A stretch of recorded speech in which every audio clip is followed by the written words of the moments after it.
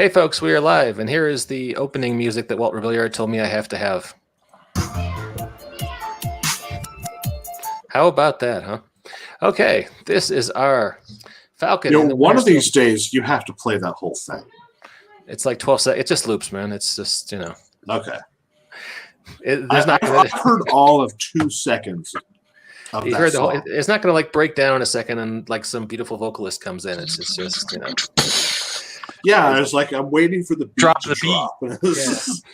There's not a dubstep remix, I promise. Okay. So, Falcon, Winter Soldier. As I said pre-show, my big hot take is Baron Zemo is Joe Pesci from Lethal Weapon. But what do you guys think? Let's start over here because Mike Miller hasn't been in a while. What do you think, sir? Well, we talked a lot last episode about Isaiah Bradley and New Avengers and stuff like that, and they released some set photos and stuff from like the new Ant-Man and Wasp movie and a couple of other things, and like they're totally prepping the game for Young Avengers. They totally are. Like they've got what's her name? Stature is in Wasp and Ant-Man 3. What else is there were like Hawkeye in the Hawkeye movie, his daughter, who is their like shooty person.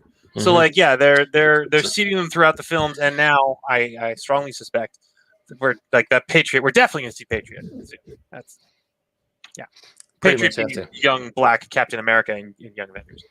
Thank you for giving me a good idea for the title for my next action movie screenplay. I'm just gonna call it Shooty Person. So, hey, look who's entering the chat like Kramer walking in midway through a Seinfeld episode. There's Jason Tondro. How you doing, Jason? I'm in. All right, you're in. Just like a hacker in a 1990s movie. I'm in. All right. Jim, Seals, what do you think? And you stole Steve's shield. I see it behind you on the wall. I did steal it. Specifically got it from my office at Wonk for the podcast. This episode's written by the creator of the John Wick movies, and I think it shows. And I don't think that's necessarily a good thing.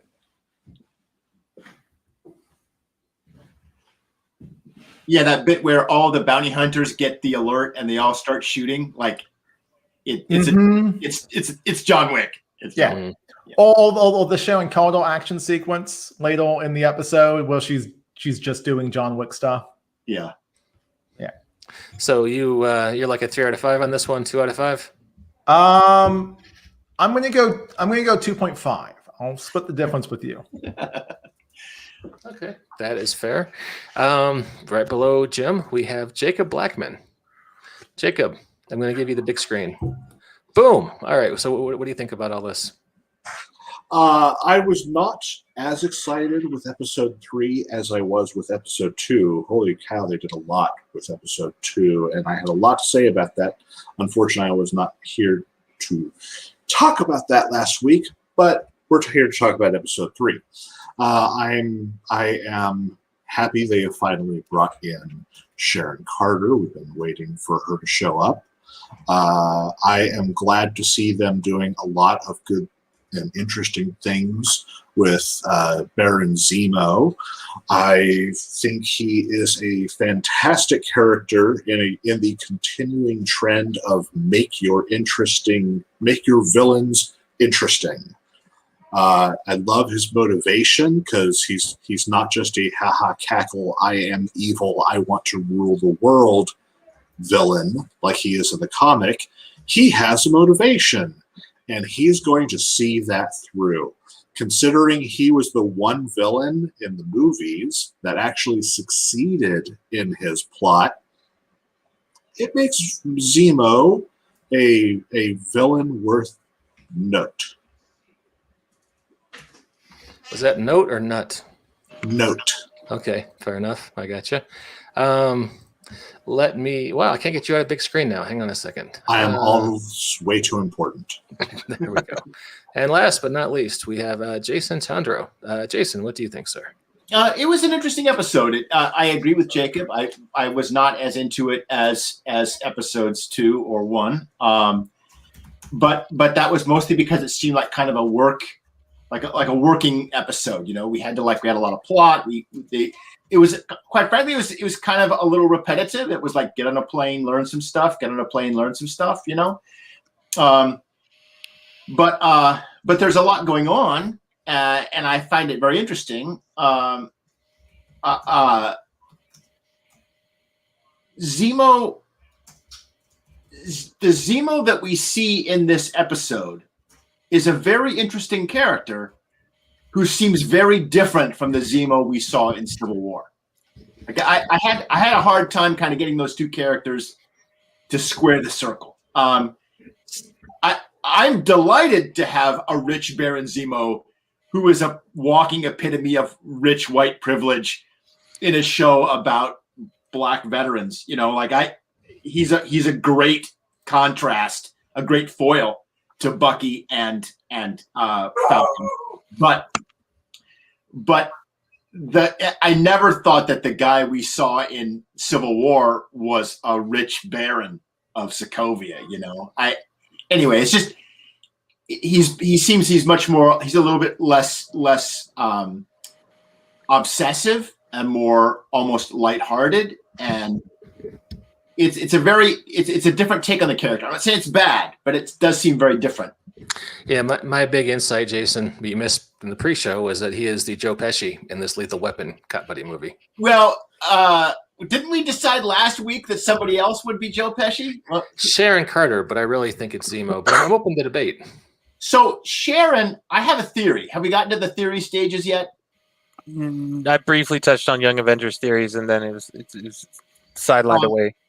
The show is trying to now the master of explaining heel and face turns is Mr. Seals. So I'm going to defer to Jim on this. But the show wants us to think that Sharon's a bad guy and that Zemo is not as bad as he appears. Right now, it's just trying like Zemo's a bad guy. He puts on his mask. We think, okay, he's going to run, but then he doesn't run, and he helps the heroes escape.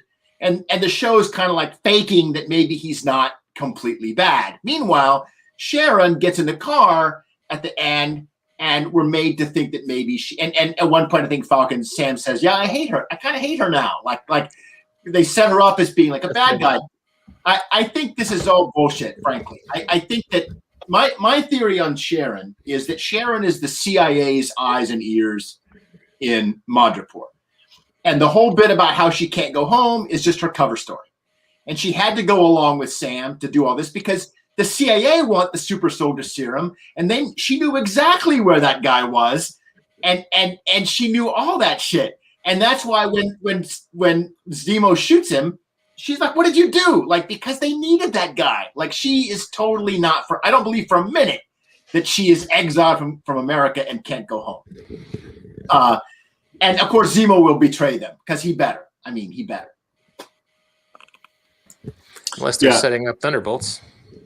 Yeah, I also want to give a nice shout out to the episode for finally bringing Madripoor into the MCU, which is nice deep lore of Marvel, because that's a place that's been around for since the mid 80s, 1985, the New Mutants. Yeah, and just a wonderful place to be for an origin for villains and a place for villains. So first of all, I was so stoked to see him pull on the mask because, like, Baron Zemo getting the stupid mask glued to his face is like one of the best corny things out of gold and Silver Age Marvel. Yeah, that was dope.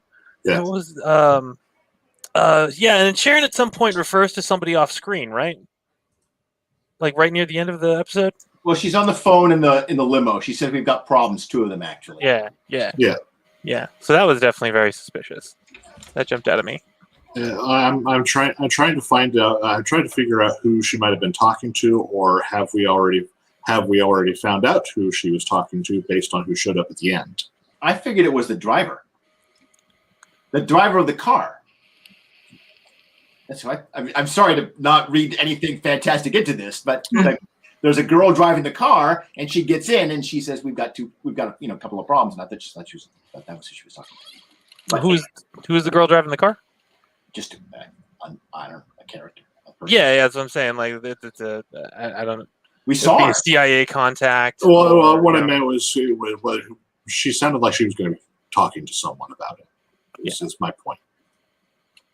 Let me see. What else? It probably wasn't Peggy Carter. It seems unlikely. I wish that was sad that show got canceled. Oh, so Mike, I'm gonna have to burst your bubble here for a second. Sure, go for it. Now, I want to note that I love Baron Zemo. He's a great villain, but And he can dance. do not. Case in He, point. apparently, guy's got moves. Who's got that I one would move? not hold your breath for the whole face melted by adhesive X plotline. I really hope. Because listen. Like in a comic book, you can have multiple bad guys whose faces are scarred and never take off their mask. Yeah. But in movies, you only get one at a time. And if you only get one person whose face is scarred and they never take off their mask, we all know who that has to be. They've already. Doctor Doom, Yeah. right?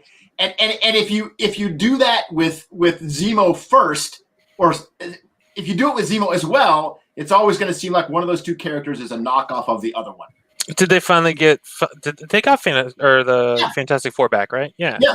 Mhm. Yeah, Okay. totally. Yeah. We've seen teasers for a Fantastic Four feature. Okay. Yeah. I'm still hoping for that glue thing because it's so stupid and lovely. Yeah, the whole so many villains who had face melty issues and always wear a mask never sat with me. Yeah. In my personal whenever I run Marvel as a universe, Baron Zemo doesn't have that issue. You know, Deadpool just looks like regular Ryan Reynolds. He doesn't look all lumpy and crappy.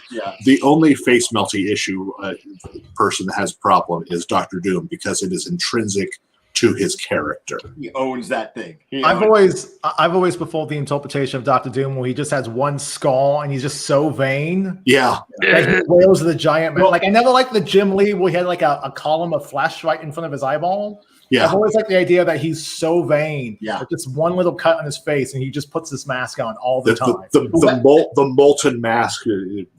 That Kirby made that explicit. Yeah. Like Kirby said, that's what it is. He's got like one tiny little mark on his face, but he's so vain.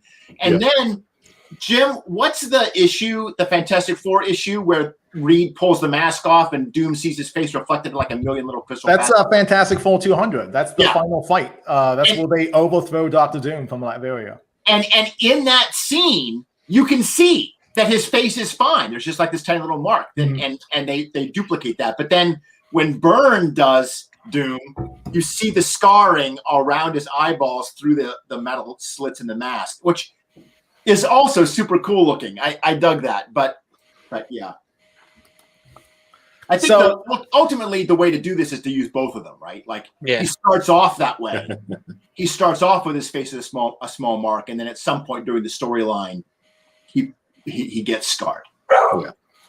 Well, to your point that Baron Zemo is a drastically different character, it did feel like this was like the test run of what a Doctor Doom in the Marvel universe could be. Because I agree with you, the idea that his personality seemed to have changed dramatically. Like this isn't the guy who keeps a cell phone voice message of his dead wife right before Exactly. Like this doesn't feel like the same character. Yeah. Like Zemo in Civil War felt sort of like a walking man's hero, like he was punching up. Yeah. And now that we've given him privilege and we've given him a jet and he's got this cute little butler character who he talks, his Sokovian language to and tells him to feed it to the peasants. Now that he's got all these other elements, he loses sort of that everyman kind of like, I was wronged and I'm going to take it out on you. That's right. Yeah. He's much less identifiable and sympathetic. Mm-hmm. Well, he still has a bit of that because, he is a man who lost everything. Yeah, he is a man of wealth and privilege, but, he lost his family in the initial incident, which sparked all this. Yeah, yeah. He is a man who no longer has a country, because he mentioned in episode 3, Sokovia doesn't exist anymore. Its territories were chopped up and given to its neighbors. Yeah, but he seems like he's bounced back pretty well. That's I think what Jim and I are getting at. Like, you're right. And when he was devastated in Civil War, we felt for him. Yeah. But now he's like jet setting around the world with his butler drinking champagne. Like, okay, I think he got over it. Yeah.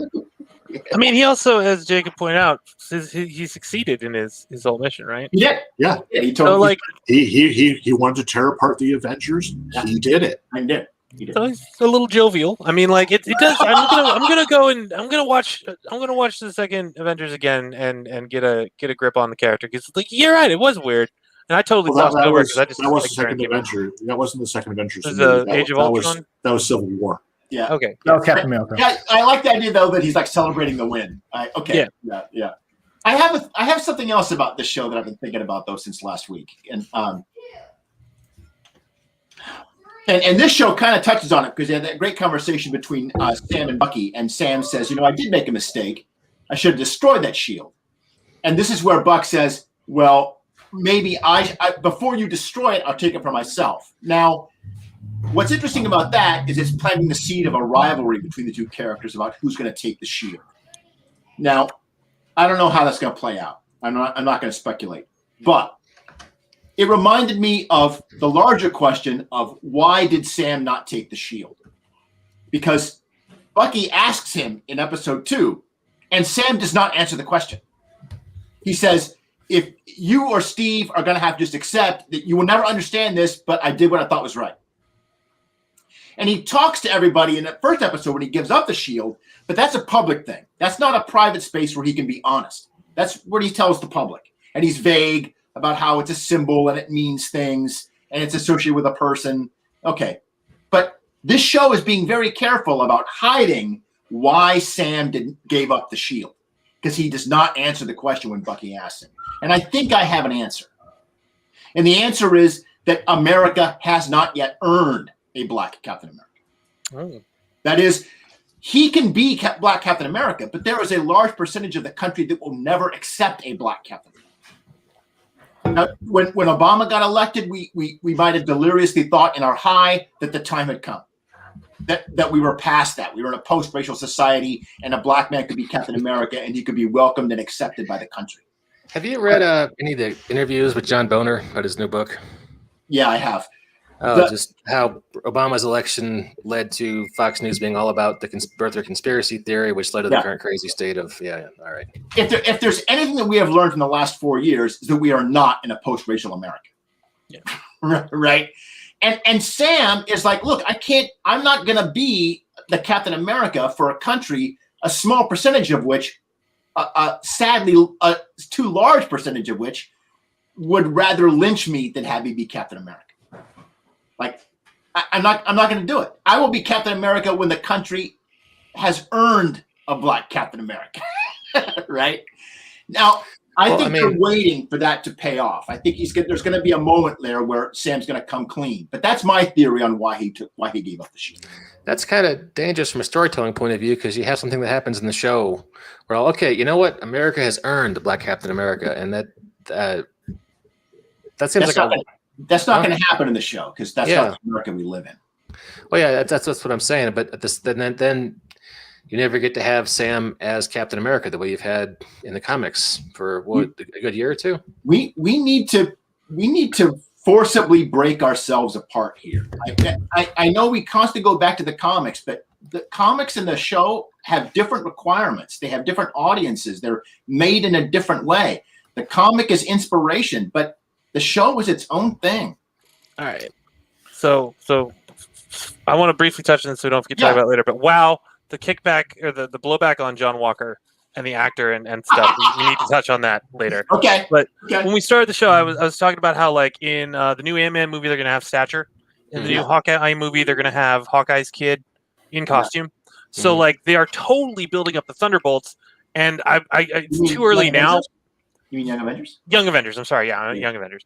But yeah, it's too early now. But I really feel like, what do you think the chances are Bucky's going to take that shield and give it to to Patriot. I would not. That's a great. That's what I'm saying. Like it's early. It's early. What if he gives it to? What if he gives it to Elijah? Yeah. Like I got you. The son has only had like one line so far, right? Exactly. Like he might become Patriot, but I think it's a great idea. I had not thought of that. But if I was writing this, that's a serious move. I would. I like that. I like giving it to Elijah. What I could see happening is he gives it to Isaiah. That's what I meant, Isaiah. And Elijah picks it up. Is Elijah the son? He's like, I can do this shit. Yeah, Elijah's the son. Yeah, he'll probably give it. I like to have you giving it to Isaiah because he knows Isaiah. Yeah. Yeah, it's a good point, Jacob. That is probably the right.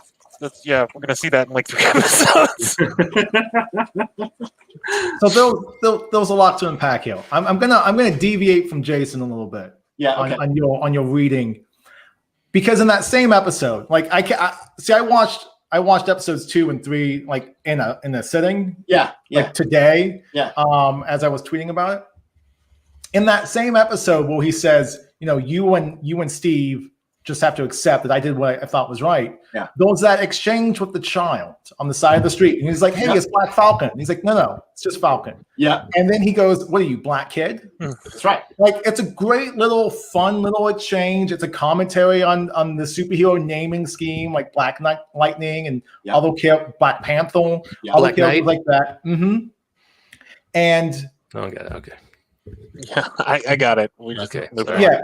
What it sort of encapsulates here is that I don't think Sam wants to be defined as Black Captain America. That's right. I agree. That's what he would be labeled the moment. Like that's what the comic community, when he was Captain America, he was Black Captain America in the discourse. Yeah. And I think Sam, by refusing the call to action, which is what he does when he gives up the shield, and now he's gone to the point, well, maybe I should destroy the call to action because it's fallen into other hands that I don't quite trust, that I don't quite agree with. Yeah. It's sort of distancing itself from just being, instead of being Captain America, instead of being labeled Black Captain America. To your point of like face heel tones, I'm reminded of it happened in like the 80s. There was an athlete, Pistol Pez Watley, and he was a good guy, and he was a buddy of Jimmy Valiant until Jimmy Valiant said he was the best black athlete ever. Okay. And he's like, no, I'm not the best black athlete. I'm the best athlete. Yeah. And that's what made him tone and fight Jimmy Valiant. So I'm kind of thinking of that's sort of the dynamic of defining himself on his terms as opposed to everyone else defining who Sam is. Yeah. I buy all that.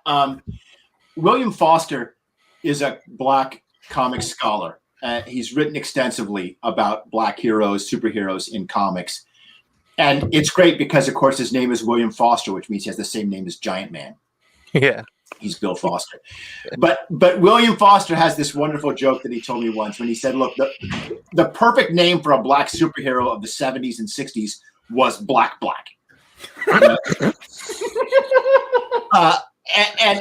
And he was right. So that's what I thought of when Sam had that sequence with the kid. Like, are you Black Kid? No, you're just Kid, right? And that was the writers trying to make a point. Like, you can't be a black superhero without being identified as being black in your name, right? Like that's still your distinguishing feature. And it shouldn't be like that. It shouldn't be like that. And Falcon is not Black Falcon. He's just Falcon.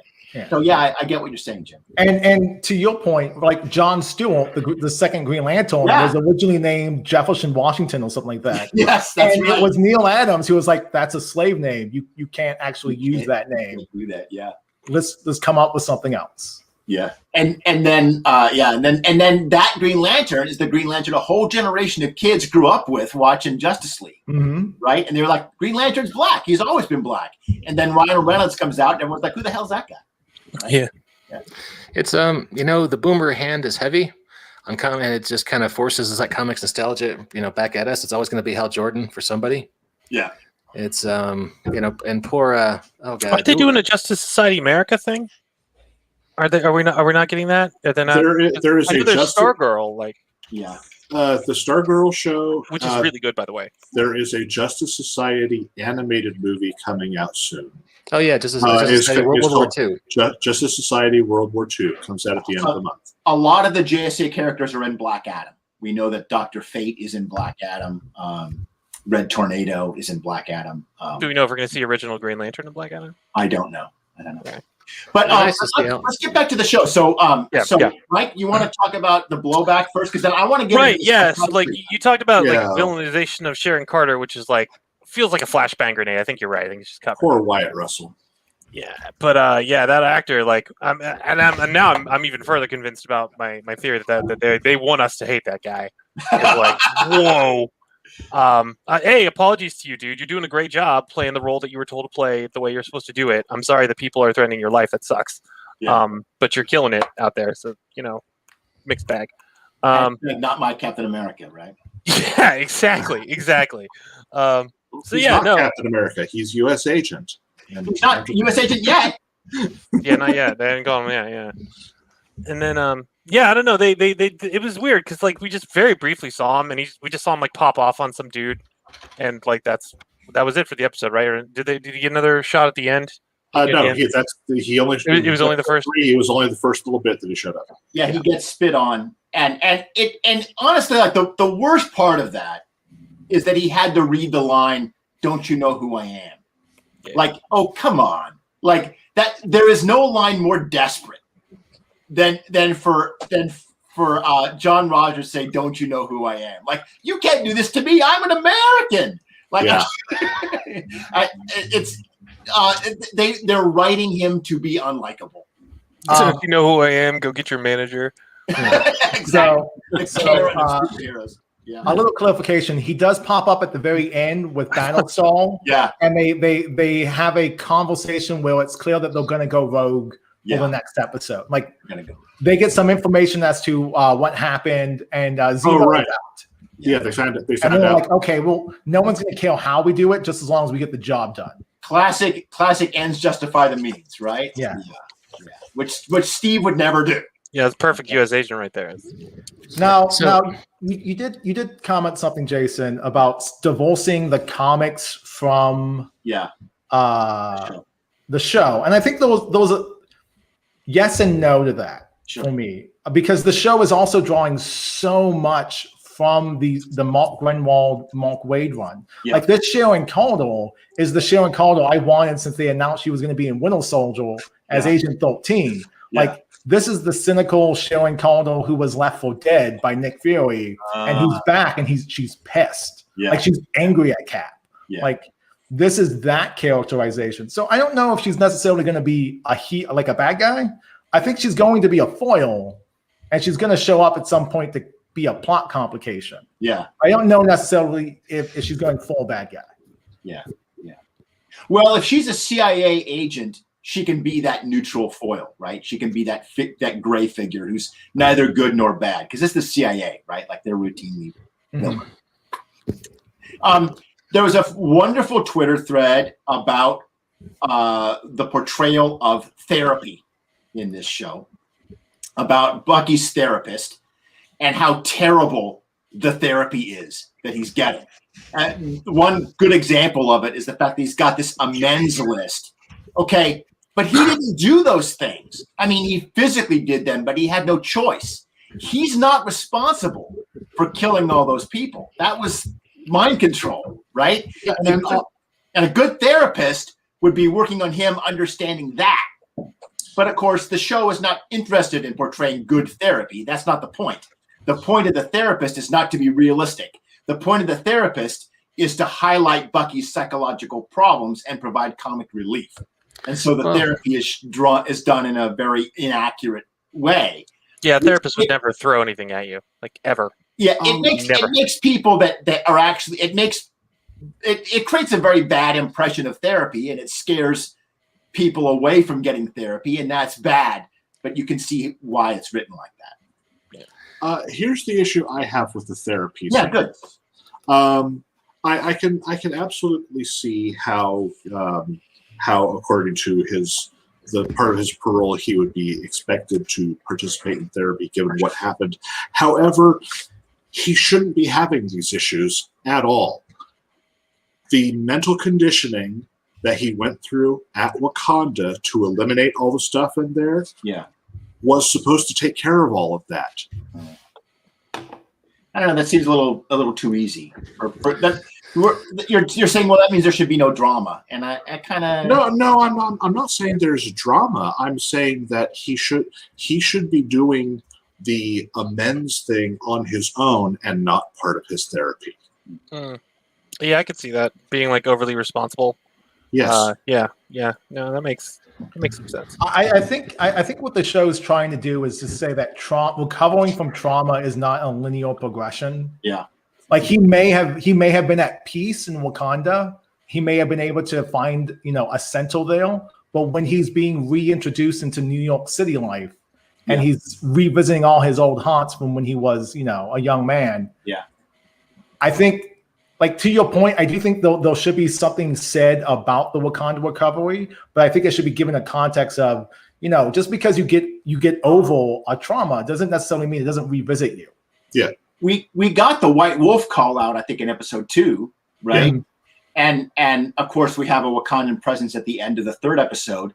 I would love for a chance to do some unpacking and some world building and help us to understand exactly what Bucky's life in Wakanda was like. I would like that, Shell. Mm-hmm. Can we just say that maybe all entertainment is irresponsible the way they handle mental health and therapy, especially? Yeah, I mean, there's a rare exceptions that probably prove the rule, right? Like, there's got to be some show out there that shows therapy in a realistic and healthy fashion. I just don't know what it is.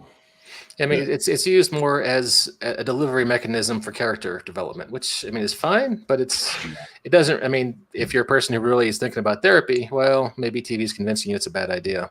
What I loved about this particular author, and she was also a therapist, is that she explained why the therapy is so bad. That the therapist is just checking off boxes on a checklist to get Bucky back approved for action as quickly as possible.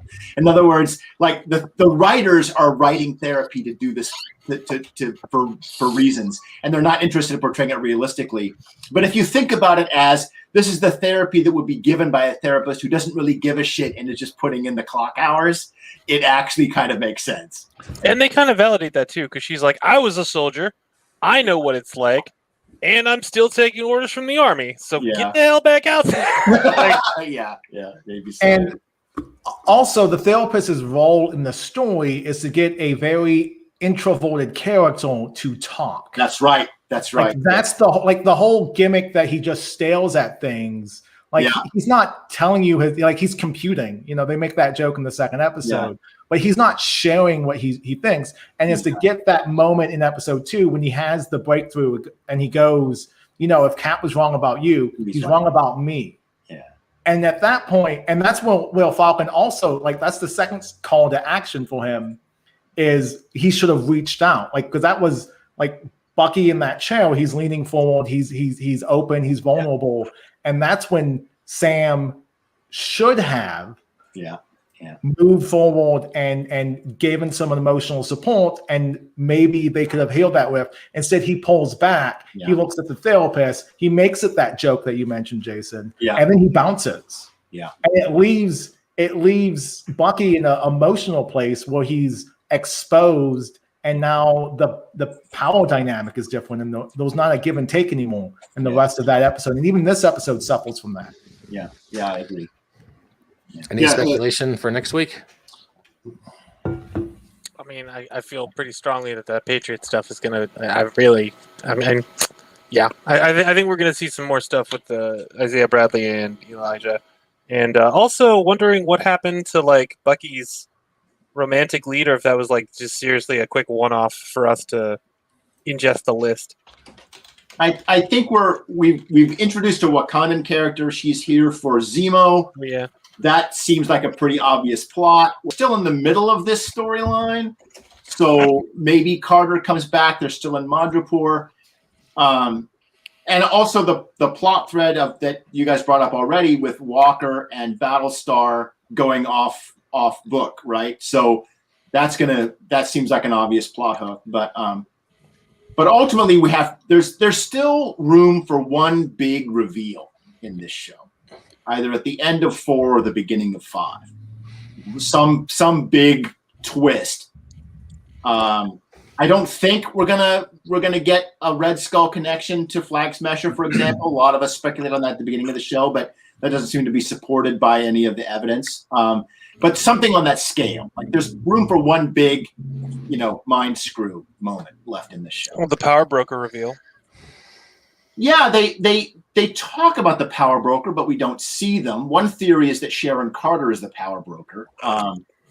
But I think a lot of us are just we fell for that Mephisto gag too hard on WandaVision, and we're like trying to read big stuff into this, and I don't know if it's there. I'm taking a page from Mr. Blackman's book, and I'm not speculating. I'm just taking the show as it is and commentating on the politics that they introduce. There was one last thing before we wrap up the episode. Yeah. I love the idea that Isaiah Bradley is the Henrietta Lacks of the Super Soldier program. Yeah. The idea that his cells are being used against his knowledge and has now given us another generation, 20 super soldiers because of him. And that was the breakthrough, and not whatever the heck Banner was doing with gamma radiation. That's a great analogy, because I've been thinking about Isaiah and the Tuskegee experiments, but you're right. For those of you that are watching and don't know, Henrietta Lacks, she had cancer cells taken from her body without her knowledge or permission. And much of our, is it cancer medication, cancer treatment? Yeah, it's immunization. Yeah, evolved from the use of Henrietta Lacks' cells. When I was a professor, I actually taught that book, and a member of the Lacks family came and spoke to our students, and I learned all about it. And that you're right, it's totally a Lacks thing. I had not. And the Tuskegee experiment is still valid. That's still a thing that we can draw from, because we don't know what the experimentation was used to get to that point that Nigel, or whatever his name was able to move it forward. Oh, and that reminds me. Do you remember the woman that we saw dying this episode? Right? Mm-hmm. When Flag Smasher goes to her and says, "I'm sorry." Okay. Yeah. I'm betting my money that she is a victim of the super serum. That when the girl took 20 of these capsules and there's only 8 of them, that's because the other dozen have all died. Oh.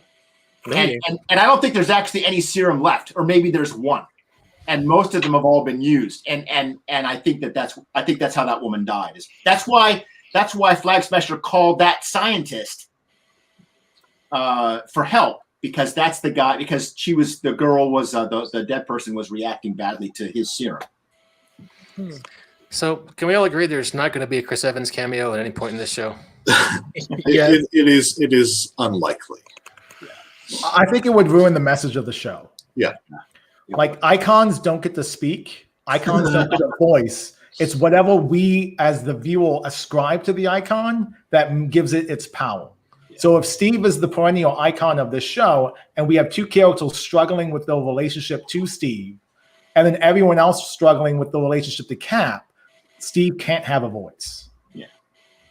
I wouldn't rule out a flashback using some footage cut from elsewhere, but I don't think we'll see any new performance from Chris Evans in here. We might get something where he jumps over a tank or something in a World War II flashback. Nothing past that. Old man Steve has surrendered his right to get involved in all this shit. He decided to get a life. Okay, so he chose the life of a private citizen rather than being the life of a superhero. That's his right, but now he has to live with that choice as much as everybody else does. Yeah, he's surrendered his voice. I don't want to get on my hobby horse about what happened to Kyle Rayner and why is it always Hal Jordan who's Green Lantern, but I won't do that. But it's a much better story if Captain America steps down and someone else, Sam, Bucky, whoever, becomes Captain America for another generation. If it was comics, though, that wouldn't happen. They're going to DH Steve somehow, and he'll be back in the mix in a year or two. But I don't see it happening in the live action. Yeah, I've said this before, but I think that's one of the things that I like about the cinematic universe is that because actors age and contracts end, the films can change in ways that the comics are very reluctant to do for reasons of sunken costs and inertia, right? Yeah, Like, I do think this is a trial run for how the Marvel Cinematic Universe is going to go forward in the next 10 years. I love this partnership between the films and the television shows. Mhm. It's nice I got it working finally, because for a while it was kind of dysfunctional. Did you guys see the Loki? Oh, I've that not. looked- that looked great. Yeah, You the guys- Loki trailer would look fun. It Yes, looks so great. And the time variance authority and there's just so much shit going on in that. I love Excited Jason. It's the best. I was not that personally looking forward to the Loki series. It was just like another yawner for me. And then I saw the trailer and I'm like, holy shit, this looks good. Do you guys want to watch it now, or we can save it for next time? Or Let's save it for the trailer show that we have coming up. oh, you mean the movie show? Okay, yeah, we can do that. So, hey, I'm going to do a hard segue with no meaningful transition. Are you guys ready? Yes. Mike Mylar, you got a very successful Kickstarter right now. Why don't you tell us about it? I do. If you go to epic5e.com, you can Boom, we're click there. away and oh snap! Yeah, it funded very quickly and continues to fund very quickly. Normally, Kickstarters do this U thing, right, where you make a third of whatever you're going to make in the first 3 days, a Mhm. week, and then you make a third in the last 3 days / a week, and then the middle is just this long, slow U. And that's not what happened. It's more like this. Mhm. And it's terrifying.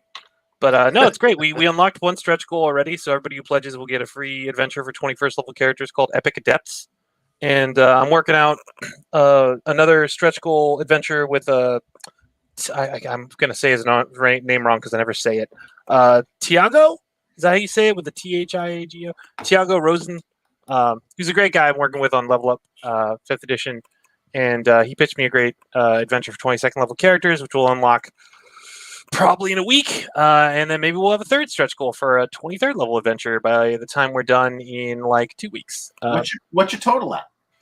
I have not looked since we started. It was at 12,900 and something before the podcast That's started. fantastic. So 13 grand. That's awesome. Yeah, it's about to we gained another $50 some, so we're almost at 13,000. Yeah, it's going great. Oh wait, you just picked up a few more. So yeah. Yeah, that's what I'm saying. Oh my god, it's so hard to do anything because I just keep refreshing. It's that Banff push, man. It's that bad podcast boost. Yeah, I pledged on day one, so you're all right. you're a hero. You're a champion, man. It's one of the first books I put out that doesn't have any Jacob Arden. I feel bad. Aw. Well, there's always Maybe you can make it a stretch Hey, goal. maybe. hire me to do art for some of the adventures. Yeah, maybe. I got to get a Elemental Swarm army, I think. I got to get the author to confirm some details first. Okay. But maybe. Yeah, I got to get something else through it. You need an epic level mimic. I have some stuff like that from Mists of Akuma. Maybe for the 23rd level adventure, we'll see. What does a mimic that high in level pretend to be? A castle. Boat. Planet. A Vorpal sword, maybe? I don't know. Okay, here's how you do an epic level mimic. You have a high level doppelganger assassin with a mimic sword that drinks blood, that is also a vampire and drinks blood. Yeah. His armor is a mimic. His shield is a mimic. Yeah. Yeah. That- And they'll have that's- templates like I'd be fiendish very templates. tempted to make a warehouse. Yeah, that was what I was thinking. A warehouse. Yeah. I had a modern adventure. I was gonna write about mimics. There's like a mimic master who like runs the mimics like a beast master. He's just setting up all these Coleman coolers around town in bad neighborhoods with signs that say free tacos. So when you say warehouse, is this a place where you store things, or is this a house that when it bites people, they become houses? Yeah, something like that. Like the guy who just like becomes a house that is ravenous whenever the moon is high, and then spreads the house lycanthropy. Nice. It's a gazebo. Oh yeah, you can work the gazebo in. That's true. Yes. Oh hey, Jacob, we have some relevant art, don't we? Probably. Do we? Yeah, you did a Dread Gazebo like 5 or 6 years ago. Well, I was just thinking of the term, comedic. The general theme of comedic Mimics. I've done so many mimics. I've lost count of what mimics I've I drawn. was gonna say I have like 2 or 3 Jacob mimics in my archive. Yeah, Mike's had me draw like a wagon mimic. That's right. You did do I've the done wagon mimic. I've done a couple of house mimics. He had me do a pistol mimic. We got so many mimic monsters in Starfinder. We had to put up a house rule that we would not allow any more new ones. Aw. A mimic stall ship. Exactly. Yeah, the mimic stars. Yeah. Oh, I've done a starship mimic. Yeah. I think the last one was the midship mimic, which is like a piece of, it's like your reactor or a part of the ship is actually a mimic. Yeah. That's dope. That is crazy stuff. All right, well, I think we should wrap things up. I just have one thing I want to say. Go for it. Wyatt Russell does not deserve any of the hate. He is a fine actor, and if you are one of those people who hates on someone because they have taken over a role that you adore, you are not a fan. Yeah.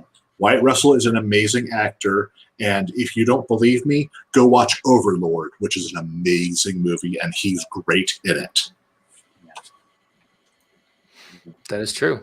Plus, he's legacy. He's a legacy actor who is playing a legacy role, and it doesn't get any better than that. And he's doing a great job playing the role. Like the fact that you hate him is like they want that. Like they didn't put him out there to be like, love this dude. They could have done that. The lighting would be different. The way his face, he wouldn't smirk all the goddamn time. Yeah. Like they want you to dislike this character. He's supposed to be an ass. Stop setting a threat.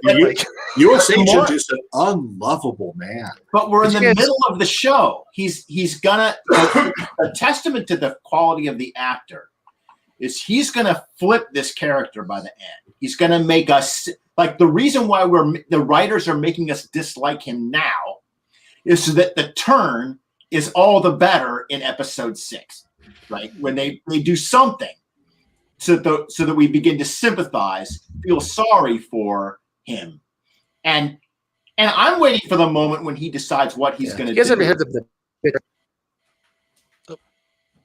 The bitter what? Oh no, We lost you, Mike. Yeah. What do we? Oh, he's there. The bitter what? Hey, am I back now? Yes, you're back now. Oh, there was a book called The Bitch on the Prairie by the poor little girl who had to play Nellie Olson in Little House.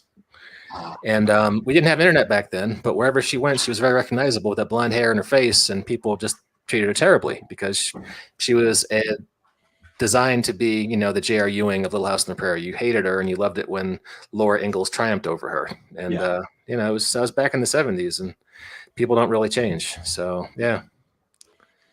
So, any speculation for next time? We're going to just leave that off and just enjoy the show for what it is, like Jacob does. We've launched our speculation already. We Follow we did all the the Zen of Blackman and do not speculate. It's the Zen of Blackman.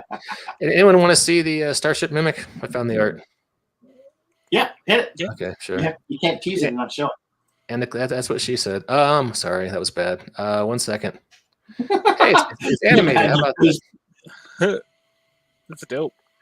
Yeah, what artistic genius put that cockpit and animated that? That's amazing. So anyway, that's Jacob's Starship Mimic. I was hoping for more oohs and ahs, but it's okay, guys. I don't feel hurt or anything.